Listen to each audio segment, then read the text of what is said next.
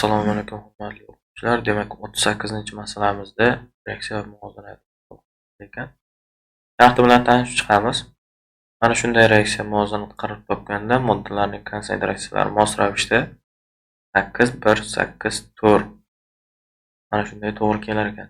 Sistemaga ma'lum miqdor B qo'shganimizda hosil bo'lgan yangi muvozanatdagi A va D larning konsentratsiyalari tenglash. Demak, yangi muvozanatdagi A bilan D ning konsentratsiyalari tenglashgan ekan. Va A va B larning yangi muvozanatdagi konsentratsiyalarini toping. Demak, A da dastlab 8, B da 1, bu 8, 4. Endi ma'lum miqdor B qo'shilgandan keyin, demak, B qo'shilgan bo'lsa, muvozanat bu tomonga qarab deydi, o'ng tomonga. Ya'ni o'sha B ortib ketgandan keyin, muvozanat ortib ketgandan keyin o'sha A bilan B o'zaro reaksiyaga kirishib, yangi muvozanatga kelishga harakat qiladi. Demak, biz bunga x ni qo'shamiz. Endi x qo'shganimizdan keyin hosil bo'lishi uchun, yangi muvozanat hosil bo'lishi uchun A bilan B dan kirishish kerak, qanchadandir. Qanchadan kirishganligini mana bu ma'lumotdan foydalanib topamiz. A va D larning konsentratsiyalari tenglashdi. Demak, tenglash uchun bu 8, bu 4. Demak, bundan kirishsa, bunga 2 qo'shilsa teng bo'lar ekan. Buni qanday topyapmiz? 8 dan 4 ni ayirib 2 ga bo'ldim. Bu yerda 2 moldan kirishga 2 moldan hosil bo'lgan. Endi men kirishganlarini yozib chiqaman. Demak, A dan reaksiyaga kirishib ketgan 2 mol, B dan ham 2 mol kirishib ketgan. C dan esa hosil bo'ladi mahsulot.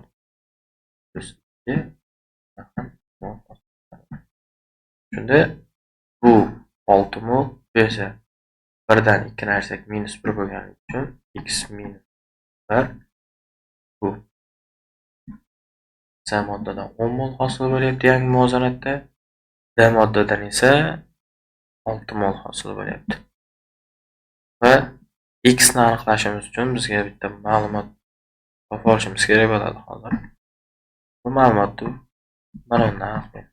Demak, Km dastlab B qo'shilmasdan avval necha bo'lganligini aniqlab olamiz.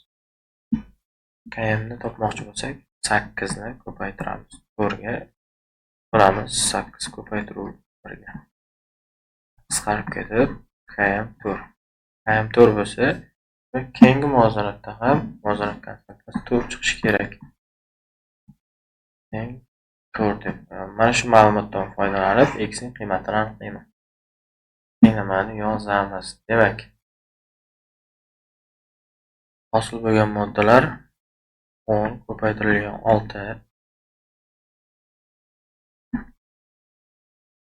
taqsim 6 ko'paytirilgan minus 1 teng 4 ga. 6lar qisqarib ketadi. 6lar qisqarib ketgandan keyin 4x minus 4 teng 10 ga. X ni topmoqchi bo'lsak, x teng 3,5 chiqadi. Ya'ni 14 taqsim 4 bu. X ning qiymati 3,5. Xo'p, bu 3,5 reaksiyaga qo'shilgan B moddaning miqdori. Masalamiz shartida boshqa narsa so'ralyapti. Ya'ni A va B larning yangi muvozanat konsentratsiyalarini aniqlang. Bu 3,5 bo'lsa, 1 ga qo'shamiz 4,5, 2 ni ayiradigan bo'lsak, xo'sh, bu yerda qoladi 3,5 mol taqsim litr. Bu yerda esa 6 mol taqsim litr. Ikkalasini konsentratsiyalarini yig'indisi 8,5. Demak, C javob.